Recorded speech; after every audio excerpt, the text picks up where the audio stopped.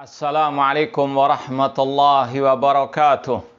Innal hamdalillah nahmaduhu wa nasta'inuhu wa nastaghfiruh wa na'udzu billahi min syururi anfusina wa min sayyiati a'malina.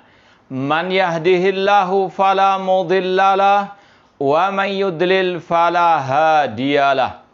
Ashhadu an la ilaha illallah wahdahu la syarikalah wa ashhadu anna Muhammadan abduhu wa rasuluh. Ya ayyuhalladzina amanu taqullaha haqqa tuqatih wa la tamutunna illa wa antum muslimun. Ya ayyuhan nasu taqu rabbakumul ladzi khalaqakum min nafsin wahidah wa khalaqa minha zawjaha wa batha minhuma rijalan katsiran wa nisaa'a wattaqullaha alladzi tasaaluna bihi wal arham innallaha kana 'alaikum raqiba. Ya ayyuhalladzina amanu taqullaha wa qulu qawlan sadida yuslih lakum a'malakum wa yaghfir lakum dhunubakum wa man yuti'illaha wa rasulahu faqad faza fawzan 'azima. Amma ba'd, fa inna asaqal hadits kitabullah wa khairal hadi hadi Muhammadin sallallahu alaihi wasallam wa syarrul umuri muhdatsatuha wa kullu muhdatsatin bid'ah wa kullu bid'atin dhalalah wa kullu dhalalatin finnar. Ma'asal muslimin, ikhwani fillah wa akhwati, bapak-bapak, ibu-ibu, saudara-saudariku rahimani wa rahmakumullah. Alhamdulillah, segala puji bagi Allah Subhanahu wa taala yang mempertemukan kita kembali dalam kajian kitab Aqidatus Salaf wa Ashabil Hadis oleh Al-Imam As-Sabuni Asy-Syafi'i rahimallahu taala. Kita masih dalam pembahasan tentang Al-Quran kalamullah, bukan makhluk. Pada kesempatan yang lalu, Al-Imam As-Sabuni Asy-Syafi'i rahimahullah membawakan beberapa ucapan para ulama, terutama yang sebelum beliau, tentang masalah ini, sampai pembahasan tentang nukilan Imam Ibnu Jarir At-Tabari rahimahullah ta'ala dari Imam Ahmad rahimahullah ta'ala. Di sini pada halaman 172 kita baca kata Imam As-Sabuni Asy-Syafi'i rahimahullah, walladzi hakahu an Ahmada radhiyallahu ta'ala anhu wa arda anna lafziyata jahmiyatun fasahihun anhu. Apa yang diriwayatkan oleh Imam Ibnu Jarir At-Tabari dari Imam Ahmad radhiyallahu anhu atau rahimahullah ta'ala, bahwasanya al-lafziyah, yaitu kelompok yang mengatakan bacaan Al-Qur'anku adalah makhluk, kata Imam Ahmad, al-lafziyah adalah kelompok Jahmiyah, dan itu sahih dari Imam Ahmad rahimahullah ta'ala. Wa inna ma qala dzalik li anna Jahman wa ashabahu sarrahu bi khalqil Qur'an. Kenapa demikian? Kenapa Imam Ahmad mengatakan al-lafziyah Jahmiyah, kelompok yang mengatakan bacaan Al-Qur'anku adalah makhluk, mereka adalah kelompok Jahmiyah? Karena sesungguhnya tokoh kelompok Jahmiyah yang bernama Jahm bin Safwan dan para pengikutnya, mereka pertama kali mengatakan dengan lantang Al-Quran makhluk. Sarrahu bi khalqil Quran. Walladzina qalu bil lafzi tadarraju bihi ilal qalbi khalqil Quran. Ini yang sudah kita sampaikan, bagaimana kelicikan dan kelicinan, atau istilah orang kita sekarang permainan cantik mereka, yaitu kelompok Jahmiyah ini. Mereka ketika mengatakan bacaan Al-Qur'anku makhluk, tujuannya sama dengan yang pertama tadi, mengatakan Al-Qur'an makhluk. Nanti akan disampaikan bagaimana kronologinya, bagaimana rekayasa mereka, bagaimana mereka pintar bersilat lidah. Wa khafu ahla sunnah. Ketika ahlu sunnah memiliki kekuatan, kelompok Jahmiyah tidak berani terang-terangan mengatakan Al-Quran makhluk. Tapi mereka bersilat lidah, mereka mengatakan bacaan Al-Quranku adalah makhluk. Padahal niatnya sama, yaitu mengatakan Al-Quran makhluk.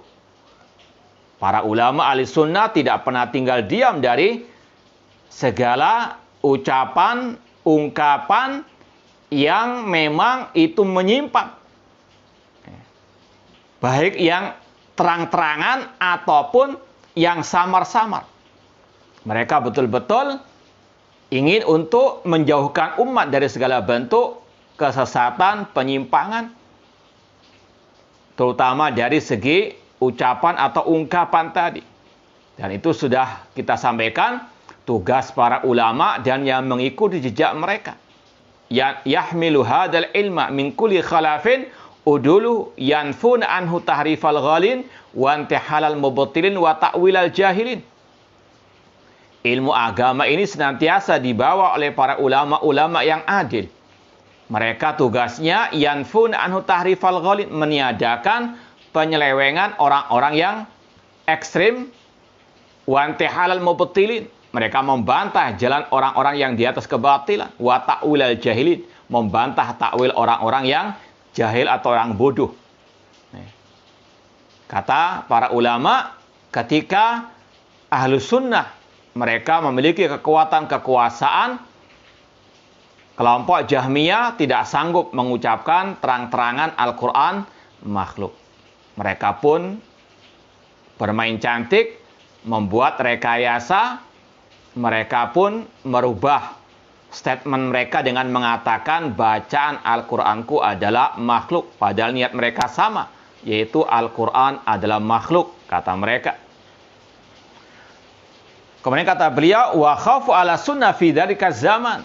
Pada zaman itu, kelompok Jahmiyah takut kepada ahli sunnah wal jamaah. Minat tasrih bi khalqil Quran. Tidak sanggup dengan terang-terangan mengatakan Al-Quran makhluk. Fadzakaru hadzal lafdh. Mereka pun memakai ungkapan yang samar, yang global, yang mengandung hak dan batil. Wa aradu bihi annal Quran bilafzina makhluk. Meskipun niat mereka sama dengan yang pertama, yaitu Al-Quran adalah makhluk. Fadidzalika sammahum Ahmad rahimallah Jahmiyah. Makanya Imam Ahmad tetap menvonis mereka adalah pengikut kelompok Al-Jahmiyah. Dan ini salah satu ketelitian, kecerdikan Imam Ahmad dan ulama-ulama ahli sunnah. Mereka tahu ini adalah rekayasanya kelompok Al-Jahmiyah. Ahli sunnah mereka orang-orang yang sangat teliti. Tidak cepat menerima setiap ungkapan meskipun kelihatannya indah, cantik, atau keren istilahnya. Namun mereka betul-betul jauh pandangan mereka dan mendalam penelitian mereka tentang ucapan tersebut. Terutama dalam masalah al-aqidah. Betul-betul mereka teliti. Mereka betul-betul sensitif kalau ada bau-bau penyimpangan dalam retorika tersebut. Ini istilahnya alarm mereka ini luar biasa berfungsinya. Ketika ada penyimpangan, berbunyi alarm mereka. Istilahnya begitu. Jangan seperti orang-orang yang memutarbalikkan kenyataan atau pemahaman. Yang hak dikatakan batil, batil dikatakan hak. Yang ada penyimpangan, alarm mereka nggak berbunyi. Namun kalau ada Kalau ada penyimpangan, alarm mereka nggak berbunyi. Kalau tidak ada penyimpangan, mereka berbunyi, kowar-kowar. Ini seperti kalau kita ibaratkan alarm mobil misalnya. Ketika tidak ada apa-apa berbunyi. Tapi ketika ada maling nggak berbunyi. Hilang mobilnya. Alias alarmnya rusak. Itulah timbangan mereka. Yang jelas ada penyimpangan, nggak kowar-kowar. Tapi kalau nggak ada penyimpangan, kalau nggak sesuai dengan hawa nafsu mereka, kowar-kowar kemana-mana. Nanti tiba-tiba dicabut statementnya. Enak saja, tanpa haya. Tanpa dipikir terlebih dahulu. Na'udzubillahi min dzalik. Para ulama, mereka sangat teliti. Ketika kelompok Jahmiyah mengubah statement mereka, meskipun asalnya sama saja mengatakan Al-Quran makhluk, namun ulama mereka terbangun, mereka sadar itu adalah permainan licik dan licinnya ahlul bidah. Wa aradu bi anal Quran bilafdina makhluk. Falidzalika sammahum Ahmad rahimallah Jahmiyah. Tetap Imam Ahmad mengatakan mereka kelompok Jahmiyah. Ma'asal muslimin ikhwani fillah wa akhwati rahimani wa rahimakumullah. Kemudian wa hukiya anhu aidan annahu qala al-lafziyatu syarrun minal jahmiyah. Diriwayatkan pula dari Imam Ahmad, beliau pernah berkata, kelompok lafziyah yang mengatakan bacaan Al-Qur'anku makhluk itu lebih jelek daripada kelompok Jahmiyah. Kenapa demikian? Karena ini fitnahnya lebih halus, lebih licik, lebih licin. Lebih mudah mempengaruhi umat. Para ulama, mereka sekali lagi sangat amat waspada, berhati-hati, teliti. Dan bahkan dengan tegas Imam Ahmad mengatakan kelompok lafziyah lebih jelek daripada kelompok Jahmiyah. Meskipun sama-sama mereka ini kelompok Jahmiyah. Cuma syubhat mereka yang halus tadi lebih berbahaya bagi ahli sunnah, bagi orang awam. Sekali lagi saya ulangi, kelompok Jahmiyah mereka punya dua statement. Intinya sama sebetulnya. Cuma yang satu yang kasar, yang satu halus. Yang satu terang benderang sesatnya, yang kedua samar-samar. Bagi orang awam khususnya. Yaitu statement pertama kelompok Jahmiyah mengatakan Al-Quran makhluk. Dan jelas para ulama Ahlussunnah seperti yang sudah kita lewati mengatakan man qala Al-Quran makhluk fahuwa kafir. Barang siapa mengatakan Al-Quran makhluk maka dia kafir. Ini statement mereka yang vulgar lah istilahnya, yang terang-terangan, yang kasar. Adapun yang kedua, mereka mengatakan bacaan Al-Quranku adalah makhluk. Ini lebih halus, lebih licin. Karena di situ mengandung hak dan batil. Maka Imam Ahmad dengan tegas mengatakan hati-hati dengan kelompok al-lafziyah. Karena syubhannya lebih halus. Kalau istilah kita, awas bocor halus. Ini lebih berbahaya daripada yang terang-terangan. Daripada yang terus terang. Maka sekali lagi, hati-hati dengan orang-orang yang bocor halus, orang-orang yang suka menebarkan asyubuhat. Bahkan mereka ini lebih berbahaya daripada kelompok ahlul bidah yang terang-terangan dengan kebid'ahan mereka. Sekali lagi, dari satu sisi ini, ulama menvonis halusnya syubhat ini sangat berbahaya.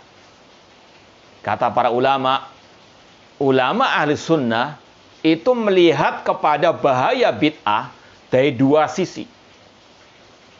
Yang pertama dari sisi jauhnya dia menyimpang dari Al-Quran dan Sunnah. Seperti kelompok Jahmiyah tentunya dari sisi kesesatan mereka dibandingkan mungkin kelompok Khawarij. Dari sisi kekufuran kelompok Jahmiyah yang memiliki akidah-akidah kufur lebih berbahaya. Ya. Namun sekali lagi, ada sisi kedua yang kata para ulama sangat berbahaya juga dari sisi tadi, halusnya bid'ah itu. Ya. Halusnya bid'ah yang dilontarkan oleh orang-orang yang kalau istilah kita bocor halus. Makanya Imam Ahmad mengatakan al-lafziyah syarrun minal jahmiyah. Kelompok lafziyah yang mengatakan baca Al-Quran makhluk lebih berbahaya, lebih jelek, lebih jahat daripada kelompok al-jahmiyah. Karena sekali lagi syubhat mereka ini lebih bisa masuk ke dalam kelompok ahli sunnah atau orang-orang al-awwam. Makanya juga kalau kita perhatikan para ulama ahli sunnah, ulama salaf, mengapa mereka lebih getol membantah ahli bidah daripada misalnya orang-orang kufar ataupun kelompok yang mengekor kepada orang-orang kafir tersebut. Sebagaimana ungkapan sebagian salaf, li'an aghzuwa maradda hadis Rasulullah SAW ahabbu ilayya min an arudda iddata minal atrak. Aku lebih suka membantah orang-orang yang suka menolak hadis Rasulullah SAW daripada aku memerangi orang-orang kafir. Kenapa demikian? Salah satu sebabnya tadi. Karena kalau orang-orang kafir, mereka ini kalau menyesatkan umat Islam sangat amat sulit. Umat Islam sadar mereka ini kufar. Mereka dari jarak jauh sudah tahu bahayanya kekafiran orang-orang tersebut. Tapi kalau ahli bidah banyak yang tidak sadar kalau mereka ini juga meracuni umat dengan kesyirikan, kekufuran, dan penyimpangan-penyimpangan. Bahaya mereka dari sisi yang satu ini lebih daripada bahaya orang-orang al-kufar. Nah, jadi sekali lagi, ini ucapan Imam Ahmad, al-lafziyatu syarrun minal jahmiyah. Meskipun dua-duanya sama bertemu dalam satu titik, yaitu mengatakan Al-Quran makhluk atau meyakini Al-Quran adalah makhluk. Dan sepakat ulama secara umum ya, beda dengan individu. Secara umum mengatakan barang siapa mengatakan Al-Quran makhluk maka dia kafir. Disebutkan banyak sekali dampak negatif, kelaziman, konsekuensi dari ucapan Al-Quran makhluk.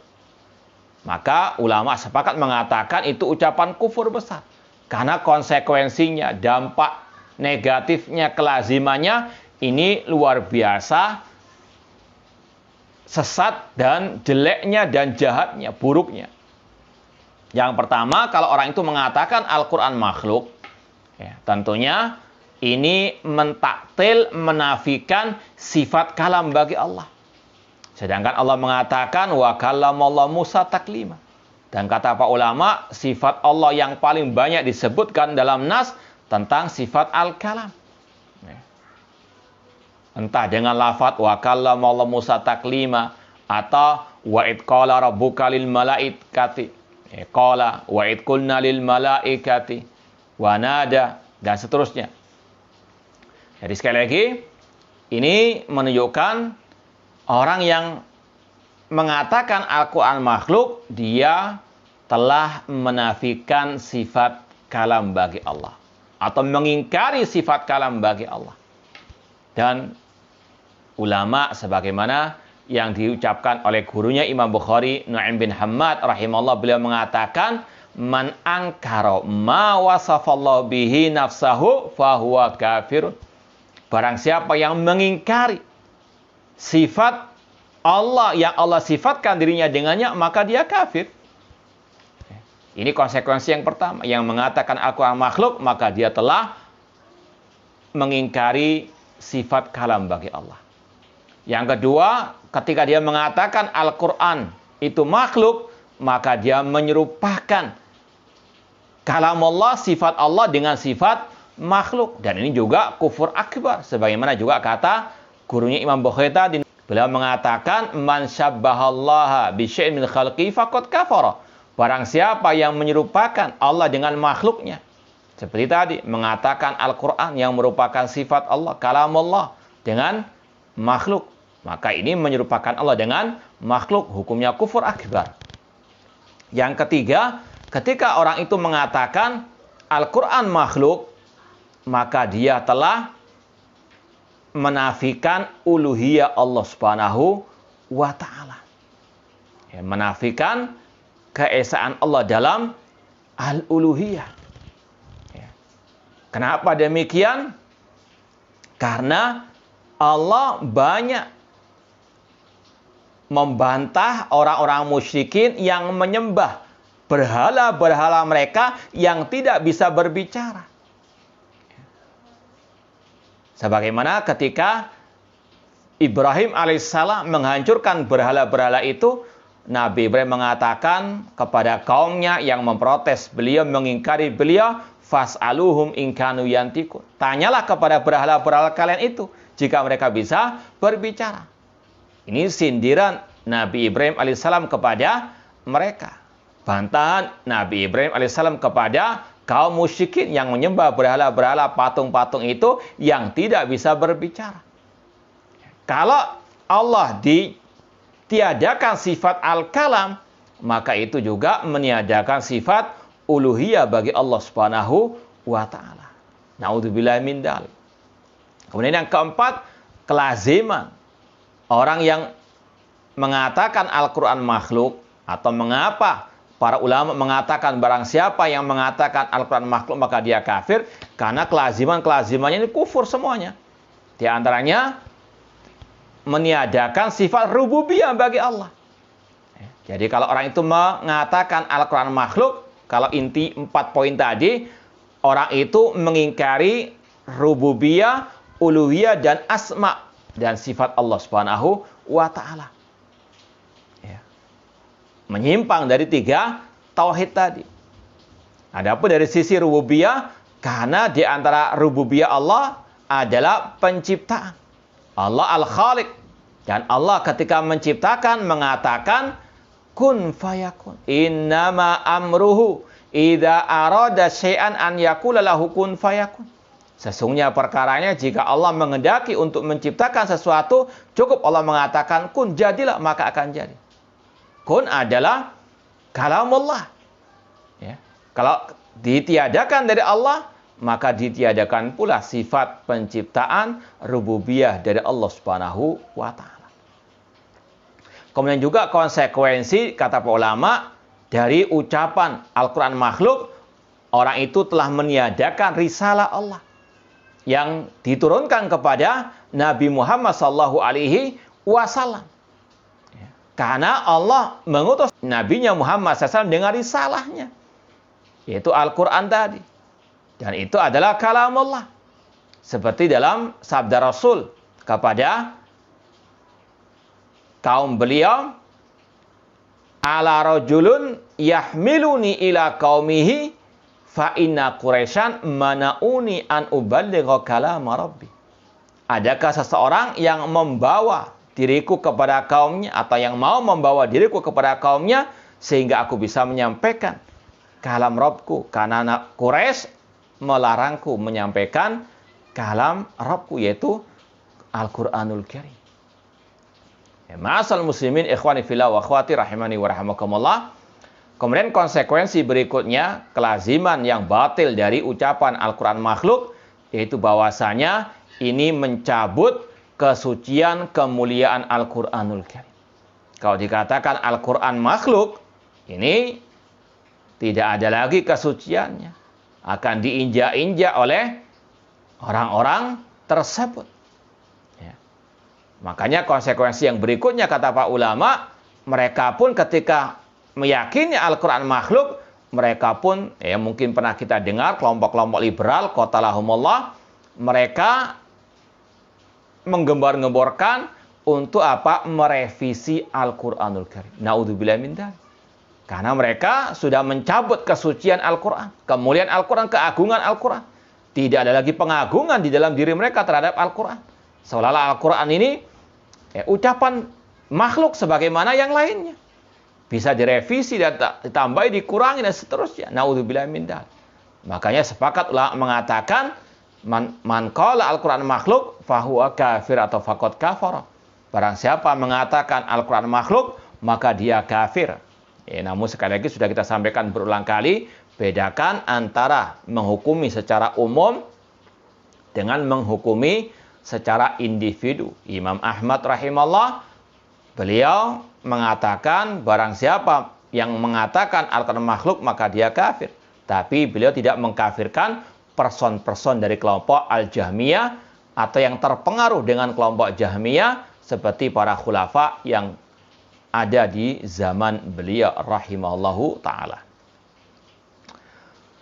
Kemudian wa amma mahakahu Muhammad ibnu Jarir an Ahmad rahimahullah anna man qala lafzi bil Quran ghairu makhluk fahuwa mubtadi'. Adapun yang diriwayatkan oleh Imam Ibnu Jarir At-Tabari dalam kitab beliau yang sudah kita sebut pada kesempatan yang lalu, yaitu kitab yang ada menamakannya dengan kitab Sharihus Sunnah, atau akidahnya Imam Ibnu Jarir At-Tabari yang juga diriwayatkan oleh Imam Al-Lalikai dalam kitab beliau Syarh Ushul I'tiqad Ahlussunnah wal Jamaah. Adapun yang diriwayatkan oleh Ibnu Jarir At-Tabari dari Imam Ahmad, bahwasanya beliau mengatakan barang siapa yang mengatakan bacaan Al-Qur'anku bukan makhluk, maka dia mubtadi'. Jadi Imam Ahmad mengatakan dua, istilahnya ungkapan, dua redaksi. Yang pertama, barang siapa mengatakan bacaan Al-Qur'anku makhluk, maka dia pengikut kelompok Jahmiyah.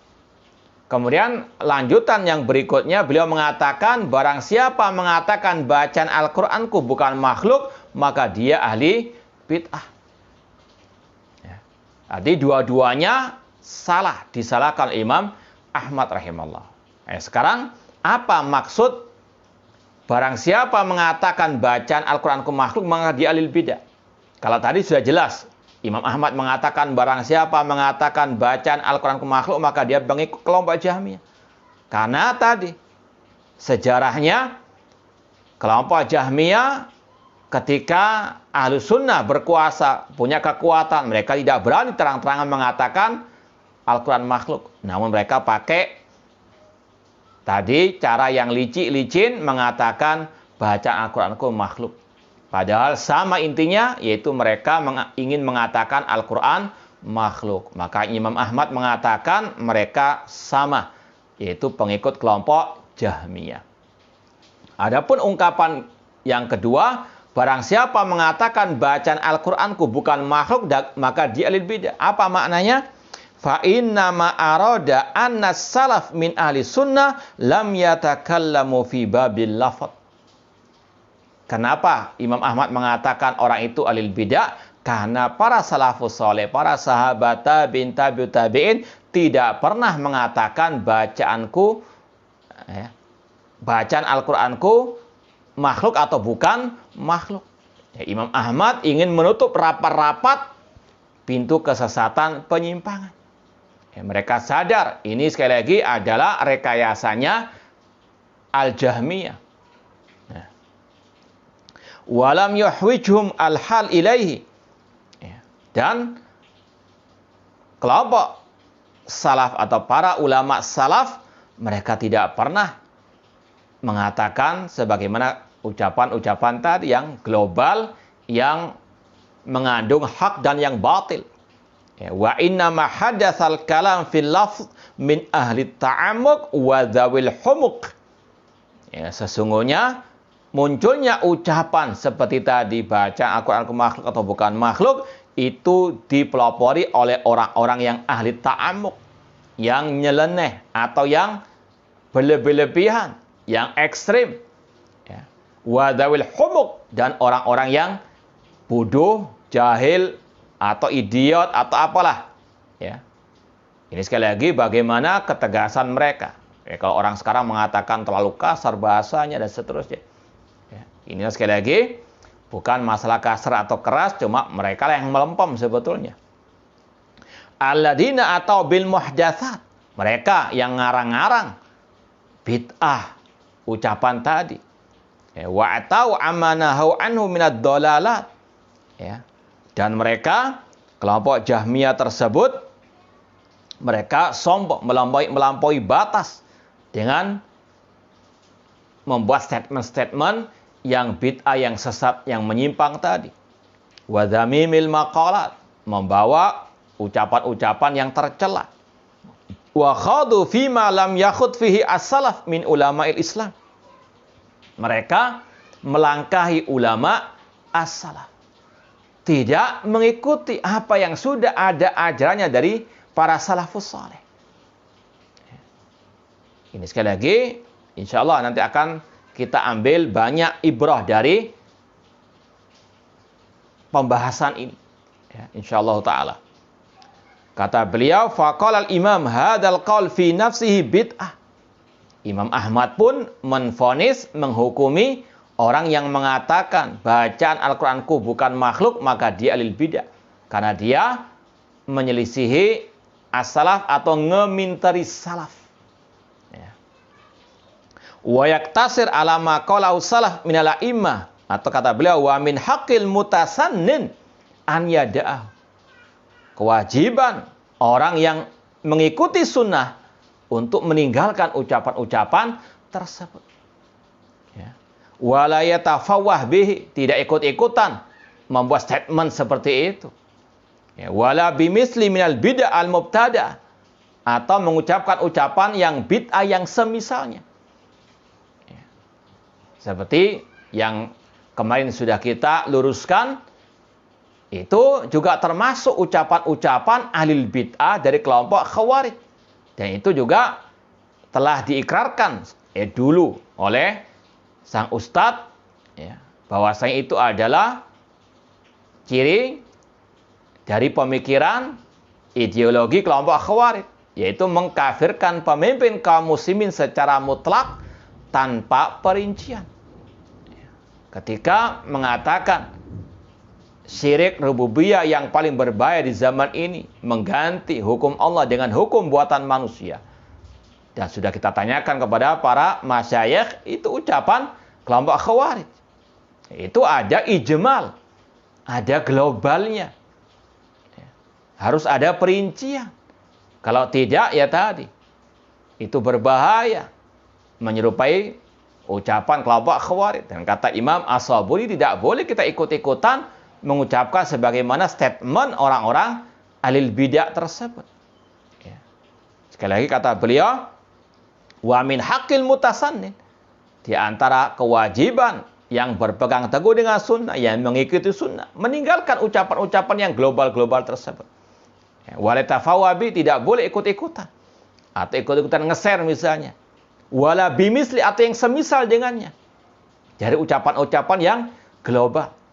Nanti akan kita sampaikan di pelajaran yang bisa kita petik dari pembahasan ini.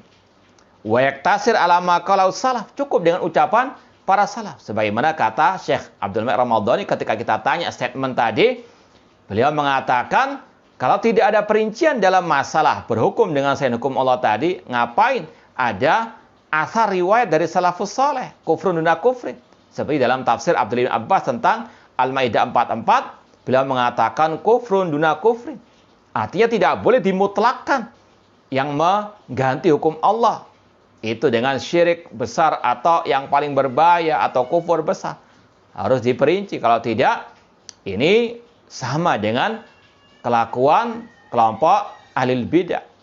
Mungkin sebagian orang karena kejahilan mereka, ketidakpahaman mereka mengatakan apa sih bedanya? Ustadz yang situ cuma menyebut secara global, yang ini memperinci. Inilah bedanya para ulama dengan al-juhala. Kalau para ulama mereka betul-betul teliti. Tidak boleh mengucapkan ucapan yang global tadi. Sebagaimana Imam Ahmad langsung membantah orang yang mengatakan bacaan Al-Quranku bukan makhluk. Dikatakan ini ucapan yang bid'ah, ini adalah orang mubtadi' ahlul bidah. Sekali lagi, berbahaya kalau ada ungkapan-ungkapan yang global yang di situ menjurus kepada kesesatan, terutama dalam masalah al-aqid. Harus betul-betul teliti. Ya, kemudian kata beliau, wa yaktasir ala ma qalau salaf min al-a'imma al-muttaba'ah. Cukup mengikuti apa yang diucapkan oleh para salafus saleh. Ya. Anal Quran kalamullah ghairu makhluk. Bahwasanya Al-Quran adalah kalamullah, bukan makhluk. Wala yazid alaih. Tidak perlu menambah lagi kecuali illa takfir man yaqulu bi khalqihi. Cukup mengatakan Al-Quran kalamullah bukan makhluk. Kalau mau ditambah, barang siapa mengatakan Al-Quran makhluk, maka dia kafir. Itu ucapan Imam As-Sabuni Asy-Syafi'i rahimallahu taala. Kemudian diriwayatkan di sini, akhbarana Al-Hakim Abu Abdillah Al-Hafidh, haddatsana Abu Bakar Muhammad bin Abdullah Al-Jirahi bimar qala haddatsana Yahya ibnu Sasuwai qala haddatsana Abdul Karim As-Sukkari qala Wahab bin Zum'ah qala akhbarani Ali Al-Bashani qala sami'tu Abdullah bin Mubarak yaqul. Intinya di sini penulis meriwayatkan dari seorang ulama tabi'in yang bernama Abdullah bin Mubarak rahimahullah taala. Beliau berkata, man kafara biharfin minal Qur'an faqad kafara bil Qur'an. Barang siapa yang mengkufuri satu huruf dalam Al-Quran, maka dia telah mengkufuri Al-Quran. Wa man qala la umin bihadihi alam faqad kafar. Kalau seandainya orang itu mengatakan aku tidak beriman dengan lam yang ada dalam Al-Quran, misalnya alif lam mim, dia nggak beriman dengan lamnya misalnya, maka dia telah kafir. Ya, meskipun sekali lagi ini hukum secara umum, individunya butuh perincian. Ya. Ma'asal muslimin ikhwani fillah wa akhwati rahimani wa rahimakumullah. Kata para ulama, dalam pembahasan ini banyak pelajaran yang bisa kita petik. Ya. Yang pertama, awas bahaya rekayasa, kelicikan dan kelicinan ahli al-bidah. Ya. Mereka punya banyak makar. Wa makaru wa makarallah wallahu khairul makirin. Namun sangat disayangkan ada sebagian orang-orang yang mengaku ahli sunnah, salafiyin. Mereka juga pintar merekayasa, licik dan licik. Naudzubillah min dalik.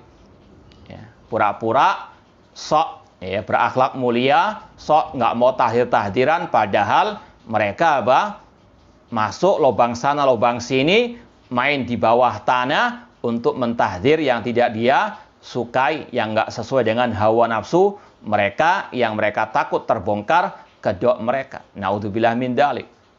Ya, la kasarallah amsalahum. Kemudian yang kedua yang bisa kita pelajari, kita ambil pelajaran dari pembahasan ini dan kisah seperti ini, yaitu bahwasanya para ulama ahli sunnah wal jamaah tidak tinggal diam kalau ada statement-statement yang menyimpang. Seperti yang kita sampaikan tadi. Imam Ahmad rahimahullah ta'ala betul-betul berjuang membantah statement kufur tersebut. Dan ini adalah sekali lagi tugasnya mereka dan yang mengikuti jejak mereka. Maka sungguh batil, sungguh sesat mereka-mereka yang anti tahdzir, anti bantahan.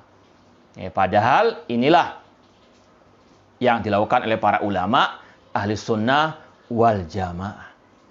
Yang ketiga, pelajaran yang bisa kita petik, ahli sunnah itu orang-orang yang cerdik, yang teliti, yang betul-betul jauh pandangan mereka. Bukan seperti orang-orang tadi, jahil ataupun yang lama, ataupun yang bodoh kuadrat, ataupun yang sok bijaksana nggak bijaksini. Dengan mereka mengatakan bedanya cuma yang satu menyebut secara global, yang satu memperinci. Sebetulnya sama-sama di atas kebaikan. Kita katakan tidak. Yang salah tetap harus disalahkan. Tidak boleh meremehkan masalah ini. Para ulama betul-betul paham ucapan-ucapan yang global ini sangat berbahaya. Kita pindah kepada pelajaran yang berikutnya. Hati-hati dari statement-statement yang global yang dilontarkan oleh ahli bidah. Jangan diikuti. Sebagaimana wasiat Imam As-Sabuni tadi. Makanya dalam pembahasan mengganti hukum Allah atau berhukum dengan selain hukum Allah, para ulama mewanti-wanti, mentahdzir, hati-hati dengan ucapan-ucapan yang global. Ya, sebagaimana kelompok Khawarij, mereka memutlakkan barang siapa yang tidak berhukum dengan hukum Allah kafir secara mutlak tanpa perincian. Ya, maka contoh di sini yang sudah pernah kita sampaikan, kitab Al-Hukmu Bighairi Ma Anzalallah, tulisan Syekh Bandar bin Naif Al-Utaibi hafidhallahu taala, sebelum beliau meluruskan pemahaman-pemahaman masalah ini yang sudah kita baca, salah satunya masalah at-tabdil. Di muqaddimah istilahnya, beliau menyampaikan tentang wajib menjauhkan diri dari ucapan-ucapan yang global, yang mutlak, ya, yang dilontarkan oleh ahli bidah terutama. Al-Qaidatus Sadisah, kaidah yang keenam, kata beliau, al-ijmal sababun fi katsirin minal iskalat. Ungkapan-ungkapan yang global, ya, seperti yang diucapkan oleh kelompok Jahmiyah, bacaan Al-Qur'anku adalah makhluk atau bukan makhluk. Ini global karena di situ ada hak, ada batilnya. Kalau dikatakan bacaan Al-Qur'anku maksudnya adalah suaraku itu makhluk, itu benar. Tapi kalau maksudnya bacaan Al-Qur'anku itu adalah ayat-ayat yang diucapkan, dibaca, itu adalah kalamullah. Ya, maka mengandung dua kemungkinan. Maka di stop oleh para ulama karena di situ mengandung hak dengan batil. Ya, makanya ada ungkapan yang lebih benar, yang lebih jelas, yaitu mengatakan bahwasanya as-saut sautul qari wal kalam kalamul bari. Suaranya yang membaca, al-qari. Namun ayatnya adalah kalamul bari. Al-kalam kalamul bari wa sautul qari. Kalau ini jelas. Tapi kalau bacaan Al-Qur'anku makhluk, ini apa maksud dengan bacaanku? Ada dua kemungkinan. Suara al-qari atau lantunan ayat-ayat itu, atau ayat-ayat yang yang terdengar atau yang dibaca. Kalau ayat-ayatnya tetap kalamullah. Adapun suara qari. Seperti dalam Al-Quran, dalam mushaf. Ayat-ayatnya yang tertulis itu adalah kalamullah. Sedangkan tintanya, kata para ulama, kertasnya itu makhluk. Kalau ini jelas. Maka sekali lagi, kalau al-ijmal, global-global seperti tadi, ini berbahaya. Seperti statementnya kelompok ahlil kalam. Allah ada atau Allah tidak diarah. Apa maksud arah di situ? Mengandung hak, mengandung batin. Kalau dikatakan Allah tidak diarah, maksudnya Allah tidak di atas aras, tidak di atas langit, maka ini ucapan yang batin. Ya. Maka butuh perincian. Seperti juga ucapan tadi, termasuk syirik rububiyah yang paling berbahaya di zaman ini, mengganti hukum Allah dengan hukum buatan manusia. Ini ijma. Perlu perincian. Tidak boleh diglobalkan seperti itu. Makanya kata Syekhul Islam Ibnu Taimiyah rahimahullah di sini dinukilkan oleh penulis, wa ammal alfat al-mujmala fal kalam fiha bin nafi wal isbat duna al-istifsal yuqi fil jahli wad dalal wal fitan wal khabal wal qili wal qal. Adapun lafaz-lafaz yang global yang di situ ada penafian, penetapan tanpa perincian, maka itu akan menjatuhkan seseorang ke dalam kebodohan, kesesatan, fitnah dan sebagainya. Kemudian kata Ibnu Qayyim rahimahullah di sini, inna haula'il mu'aridin lil kitab wa sunnah bi aqliyatihim ala tihya fil haqiqah jahliyat innama yabnuna amrahum fi dalik ala aqwalin mustabiyah muhtamilah tahtamil ma'ani muta'addidah. Sesungguhnya orang-orang atau ahli bidah yang menyelisih Al-Quran dan Sunnah dengan akal-akal mereka, yang mereka kira itu adalah akal, namun itu kebodohan. Mereka mendasari keyakinan mereka, yaitu di atas ucapan-ucapan yang mustabih, samar-samar, yang muhtamilah, yang mengandung kemungkinan-kemungkinan. Ya. Kemudian kata beliau, wa yakunu ma fiha minal istibah fil ma'na wal ijmal fil lafaz. Sekali lagi, ini yang dicegah oleh para ahli ulama. Maka ini pelajaran yang berharga juga. Hati-hati dengan ucapan yang global-global tadi. Jangan diremehkan. Ulama mentahdzir. Ulama betul-betul mewaspadai akan hal-hal tersebut. Kemudian pelajaran yang bisa kita petik dari pembahasan ini, yaitu bahwasanya kewajiban kita sebagaimana kata Imam As-Sabuni tadi, yaitu mengikuti jejak para salafus saleh. Jangan membuat statement yang serampangan, yang sembarangan, yang asal-asalan. Nanti dicabut, setelah dibantah.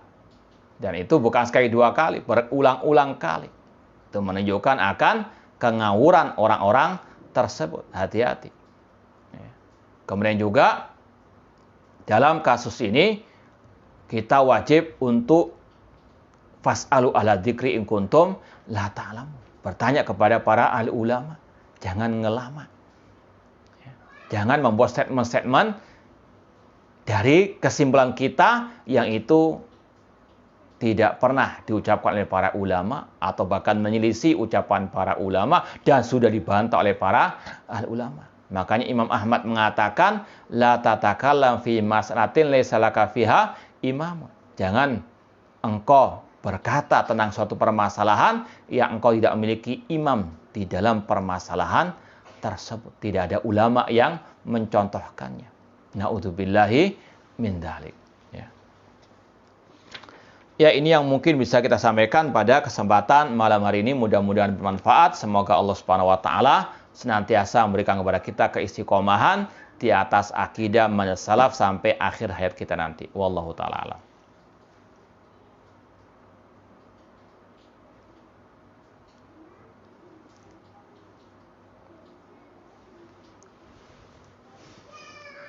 Bagaimana hukum orang-orang yang menghalalkan musik?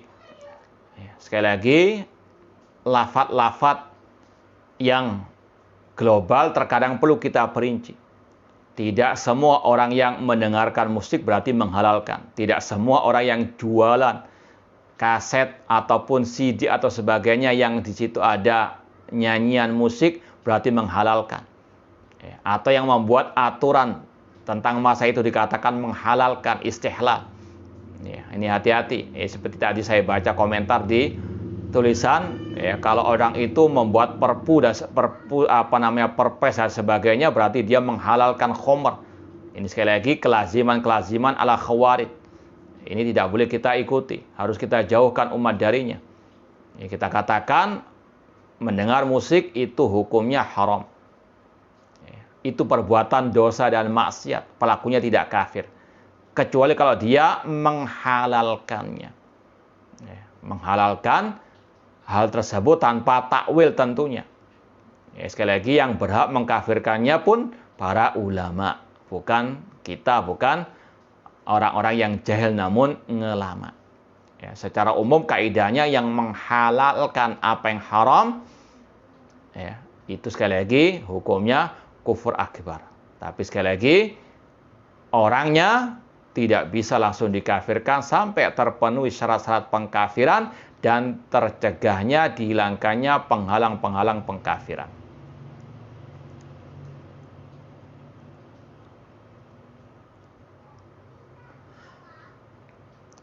Ya, lebih baik mendengarkan murattal dari qurra ahli sunnah wal jamaah.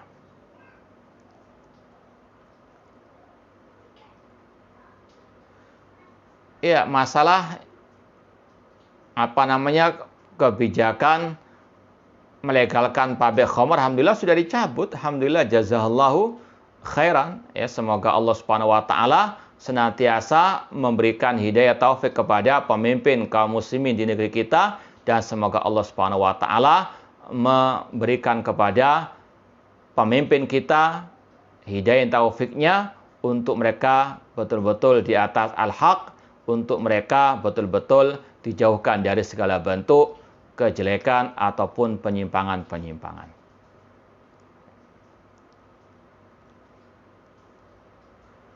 Menasehati ustadz sunnah di sosmed dengan terang-terangan, kalau memang dia memiliki statement, memiliki ucapan di sosmed juga yang menyimpang, terutama dalam masalah akidah wal manhaj, secara asal boleh untuk dibantah juga di sosmed. Man ra'a minkum mungkaran falyughayyirhu biyadihi fa illam yastati' fa bilisani. Dan itu sekali lagi sudah dipraktekkan oleh para ulama sejak dahulu kala.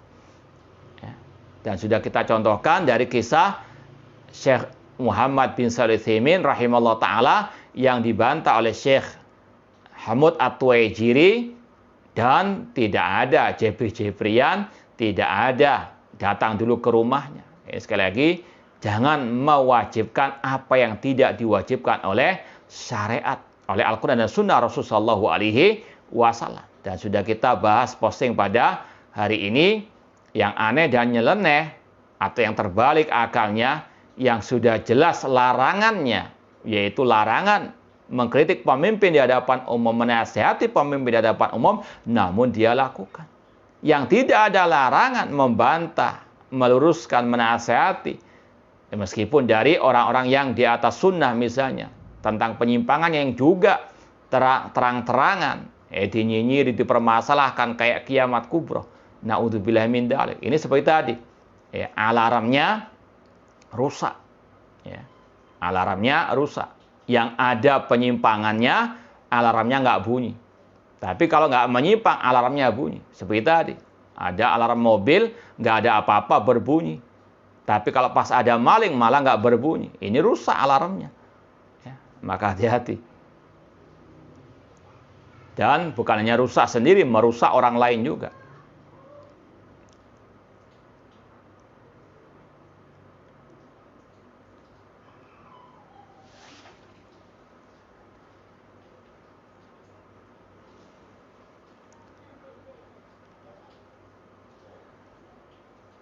Ini tentang masalah diberi kitab sucinya orang-orang kafir, maka kalau Anda tidak bisa memberikannya kepada orang-orang yang mungkin bisa membantah syubhat-syubhat mereka, maka dibakar saja. Nah,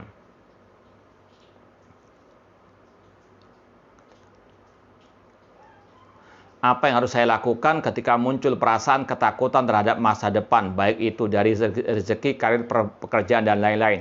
Perbanyak mengkaji at-tauhid, al-aqidah, perkuat iman kepada Allah, tawakal kepada Allah, yakini yang mengatur semuanya adalah Allah, semuanya sudah ditakdirkan oleh Allah Subhanahu wa taala. Tugas kita berusaha semaksimal mungkin, ihris ala ma yanfa'uka wasta'in billah. Kata Rasul, berusahalah semaksimal mungkin meraih yang bermanfaat di dunia maupun di akhirat, dan wasta'in billah, minta tolong kepada Allah. Sudah ini lakukan. Ini wasiat Rasul. Yang pertama tadi, bersemangat dalam menggapai kebaikan dalam urusan dunia maupun akhirat, dan minta tolong kepada Allah, tawakal kepada Allah, serahkan semuanya kepada Allah, gantungkan semuanya kepada Allah.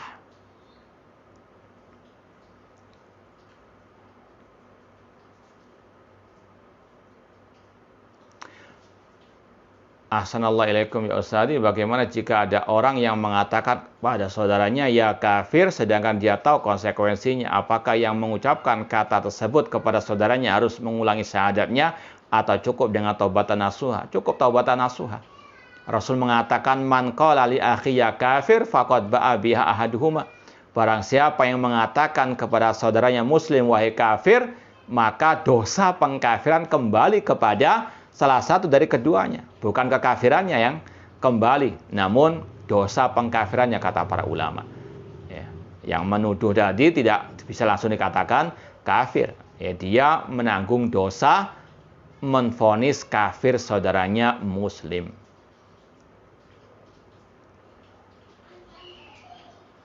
Terkait sebab Imam Ahmad mengatakan barang siapa mengatakan bacaan Al-Qur'anku bukan makhluk, dia mubtadi'. Apakah karena salafus saleh tidak pernah mengatakan atau membahas demikian, atau begini, para salafus saleh hanya meyakini, tidak mengotak-atik. Salafus saleh tidak pernah mengucapkan ucapan yang global tadi. Intinya tadi ucapan yang global yang mengandung kemungkinan hak dan yang batil.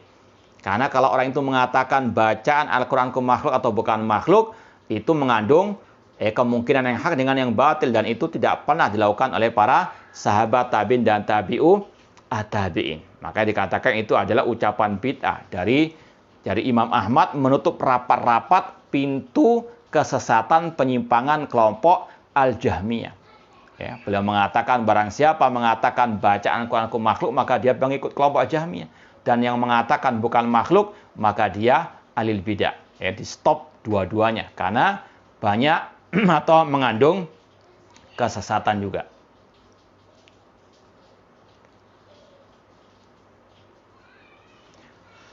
Ada perkataan daging ulama itu beracun. Berarti ulama tidak bisa diberi nasihat ketika ada kekeliruan dalam berfatwa, atau garis besarnya selalu benar apa yang dikatakan, karena apabila ada ulama yang lebih senior yang tergelincir dalam fatwa akan muncul perkataan adab terhadap yang lebih tua. Ini sekali lagi ucapan yang global juga. Ya. Luhumul ulama masmumah. Arti dari ucapan daging ulama beracun artinya jangan mencaci maki para ulama, menuduh para ulama dengan tuduhan yang dusta, yang keji, yang batil. Adapun menasehati, menegur kekeliruan, ini sekali lagi suatu yang Rasul anjurkan, ad-dinu an-nasihah. Man ra'a minkum mungkaran falyughayyirhu biyadihi. Dan itu yang juga dipahami oleh para ulama dan dipraktekkan oleh para ulama. Namun dinyinyir oleh orang-orang yang jahil namun ngelama. Ini yang kita peringatkan tadi, awas bahaya ucapan-ucapan yang global-global yang mengandung kemungkinan hak dan yang batil. Hati-hati dengan orang-orang yang bocor alus, ini sangat berbahaya. Sekali lagi, ucapan luhumul ulama masmumah ini kalau Anda menuduh ulama tersebut dengan tuduhan yang batil. Ya. Adapun ulama kita yakini sebagaimana kata Syekh Muhammad bin Jamil Zain rahimahullah dalam kitab Minhaj Firqatun Najiyah, Al-Firqatun Najiyah tahtarimu a'immatal mujtahidin wa la tata'asab li wahidin minhum. Ulama atau Al-Firqatun Najiyah menghormati para ulama al-mujtahidin. Namun mereka tidak fanatik. Artinya mereka meyakini kulun yukhad min qawli wa yutrak ila Rasul sallallahu alaihi wasallam. Bisa diterima ucapan mereka, bisa ditinggalkan kecuali Ar-Rasul sallallahu alaihi wasallam. Ini yang sudah kita sampaikan tadi. Kalau ada yang keliru diluruskan, kiamat kubro. Kalau enggak, salah malah disalahkan. Ini alarmnya tadi yang rusak. Naudzubillah min dalik. Maka sekali lagi hati-hati dengan orang-orang yang bocor alus, orang-orang yang suka menebarkan syubhat yang merusak akidah manhaj as-salaf dari dalam. Aku qouli hadza wallahu ta'ala alam wa akhiru da'wana anil hamdulillahi rabbil alamin. Wassalamualaikum warahmatullahi wabarakatuh.